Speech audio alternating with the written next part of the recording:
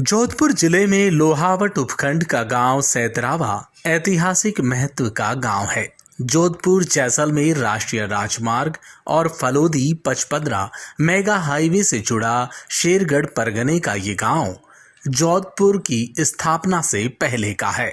जोधपुर का इतिहास भी यहीं से जुड़ा है। सैतरावा संस्थापक राव बीरमदेव के पुत्र राव चोंडा के वंशज राव जोधा ने जोधपुर की स्थापना की थी। इस गांव का प्राचीन नाम धोलागढ़ था। इसकी पौराणिक पहचान के रूप में राजा हरिश्चंद्र के नाम का खुदाई का स्तंभ पत्थर आज भी विद्यमान है। राव सिंहाजी के वंशज राव बीरमदेव राठौड़ ने विक्रम संवत 1432 में सैतरावा की नींव रखी। अपने पूर्वज सैतराम के नाम पर गांव का नाम सैतरावा रखा। राजस्थान का कल्पवृक्ष कहा जाने वाला खेजड़ी का वृक्ष के नीचे राव बीरमदेव ने सैतरावा गांव की छड़ी रोपी थी। लगभग 650 साल से ज्यादा पुराना ये शमी वृक्ष आज भी हरा भरा खुशहाल है। सैतरावा का जैन आदेश्वर चेनालय अपनी प्राचीनता के साथ उत्कृष्ट और बेजोड़ स्थापत्य कला का इतिहास सजोए हुए है। यहाँ पर भगवान आदिनाथ की मूर्ति स्थापित है, जो राजा संप्रति के समय की है। ये शिखरबद्ध जैन मंदिर लगभग 14वीं शताब्दी का लगता है। अब सैतरावा उप तहसील है, लेकिन क्षेत्रवासी इसे पंचायत समिति बनाने की मांग कर रहे हैं। गांव के विकास कार्यों और समस्याओं की जानकारी के लिए चलते हैं संवाददाता कवराज सिंह के पास। आज से करीब 644 साल पूर्व बसे सैतरावा गांव का इतिहास गौरवमयी रहा है। पंडित विश्वेश्वर नाथ कृत रेऊ मारवाड़ का इतिहास में लिखा हुआ है कि राव बीरमदेव राठौड़ ने सैतरावा गांव बसा और उसके आसपास के गांव पर कब्जा कर अपने ज्येष्ठ पुत्र राव देवराज को युवराज का पद दिया और स्वयं भागड़देर की तरफ चले गए। राव बीरमदेव राठौड़ का पीछा करने वाली शाही सेना ने सैतरावा पर चढ़ाई की तो उनके राव देवराज के रक्षकों ने बड़ी वीरता से उनका मुकाबला किया। सैतरावा का गौरवमय इतिहास पर नजर डालने के बाद अब हम बात करते हैं सैतरावा के वर्तमान परिप्रेक्ष्य की। तो वक्त के साथ परिवेश बदल रहा है, परिवर्तन संसार का नियम है। इस प्रजातंत्र के युग में सैतरावा कुछ बदला है और कुछ बदलने की जरूरत। सैतरावा गांव 20-25 गांव का केंद्रीय बिंदु है और यहाँ पर तहसील और पंचायत समिति कई वर्षों से मांग की जा रही। जनता द्वारा कई बार आंदोलन भी किया गया और इनकी जननेता दोनों पार्टियों द्वारा अपेक्षित किया जा रहा है। कोई भी इनकी प्रस्तावित फाइलें राज्य सरकार द्वारा कांग्रेस राज और बीजेपी राज दोनों में दी गई, फिर भी तहसील और पंचायत समिति में कर्मोन्नत नहीं हुआ और यहाँ की जनता की ये हार्दिक इच्छा है कि ये काम इनका जल्दी से जल्दी किया जाए। सैतरावा पर नजर डालें तो आज भी बहुत सी जन समस्याएं हैं। बहुत बड़ी आबादी को आज भी मूलभूत सुविधाओं का इंतजार है। बिजली, पेयजल, सड़क, चिकित्सा आदि कई क्षेत्रों में काम करने की आवश्यकता है। सैतरावा उप तहसील में नायब तहसीलदार के अलावा राजस्व कर्मियों के सभी पद रिक्त पड़े हैं। क्षेत्र में पटवारी आदि के भी पद रिक्त पड़े हैं। इसी के साथ सैतरावा बालिका उच्च प्राथमिक विद्यालय को माध्यमिक में करवाने की मांग जनता लंबे समय से कर रही है। सैतरावा विद्युत व जलदाय विभाग का सहायक अभियंता कार्यालय खुलवाने की मांग भी हो रही है। इसी के संग सैतरावा में यूको बैंक में अत्यधिक भीड़ को देखते हुए यहाँ के क्षेत्रवासी हैं वो SBI वो कोऑपरेटिव बैंक की शाखा की मांग भी कर रहे हैं। इन सभी चीज़ों के अलावा कई आवश्यकताओं पर ध्यान देने की जरूरत।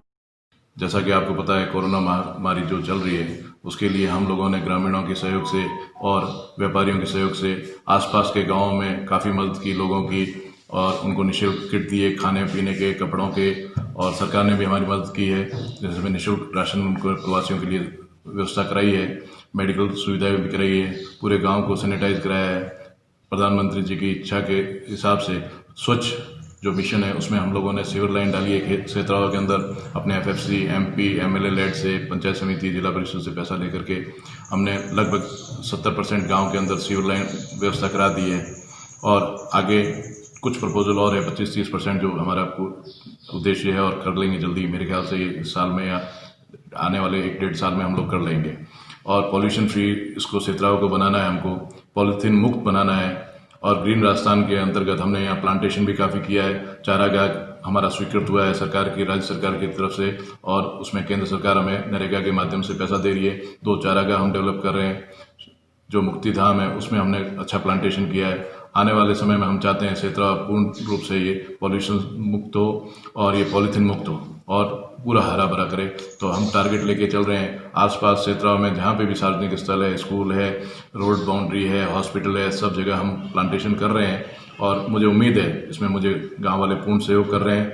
और ये भी विचार है कि हम अपने जो स्वयं की जो कुसुम योजना है केंद्र सरकार की और राज्य सरकार उसमें हमें सब्सिडी दे रही है, पंचायत को हम सौर ऊर्जा पे लेके आएंगे ताकि हमारी स्ट्रीट लाइट्स वगैरह ये सारी निःशुल्क हो जाए। एक बार व्यवस्था करने के बाद पूरे संपूर्ण गांव को हम कोशिश कर रहे हैं, जितने सार्वजनिक स्थल हैं, हॉस्पिटल हैं, स्कूल है, सबको सौर ऊर्जा पे लाने का विचार कर रहे हैं।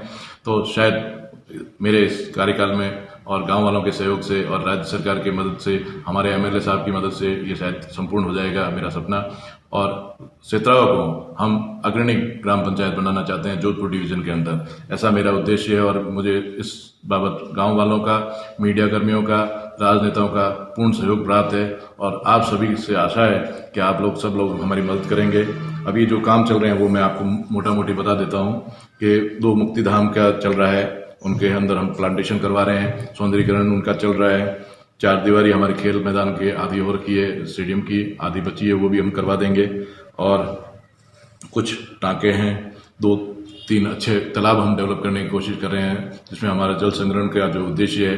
तो हमें आत्मनिर्भर सेतराव को करना है, पानी के मामले में भी हम चाहते हैं।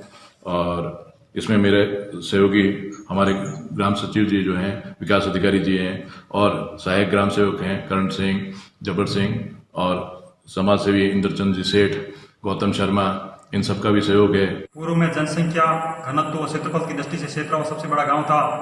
आज से करीब 25 साल पहले सेतराव से पृथक नई ग्राम पंचायत जयसर का गठन हुआ। गत परिसीमन में बीरमदेवगढ़ नई ग्राम पंचायत बनाई गई। वर्तमान सेतरावा कस्बे की शक्ल में है और बाकी आबादी पहाड़ी में निवास कर रही है।